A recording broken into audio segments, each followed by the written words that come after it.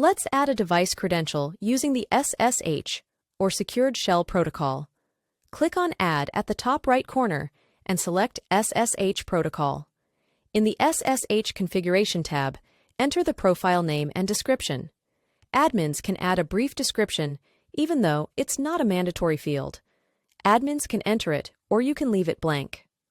Port 22 is a default port for SSH protocol. This means that SSH servers listen for incoming connections on port number 22 only. Clients can connect to access servers on this particular port. Next, there are two different options, like credentials and RSA private key. If admins chooses credentials, system will ask to enter the login name and password, whereas RSA key or Rivest, Shamir Adelman key is a private key based on the RSA algorithm. The authentication keys, called SSH keys, are created using the keygen program. Private key is used for authentication and a symmetric key exchange during the establishment of an SSL or TLS session. It's a kind of security key. Admins can use this security key for login. The SSH protocol uses public key cryptography for authenticating hosts and users. Admins can upload the hash key by clicking on the Browse option. If selected Credentials section, then enter the login name and password respectively. Click to expand the advanced configurations. Admins can enter the login prompt, enable password, and enable prompt. Even though it's not mandatory to fill the advanced configurations, login prompt is an initial prompt where the admins can enter the username to authenticate themselves to the device. It is the first step of the SSH authentication process. Whereas after entering the username, admins will be prompted to enter the password.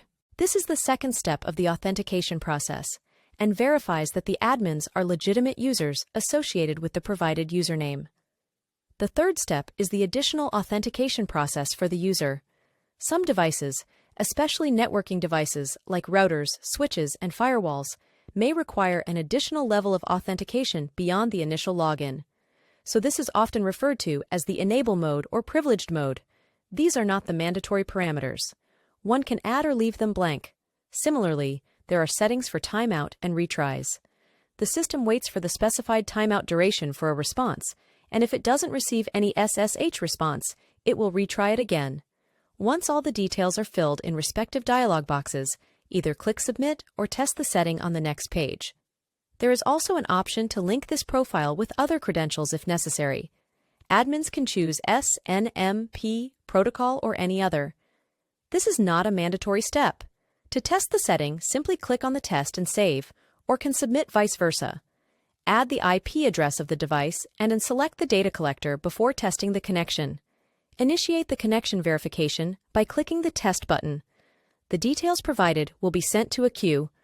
This will say that credentials are proper and correct, so it can be able to connect to the required device. Click on the Submit button to add the device credential. Admins can now see the added profile in the grid view.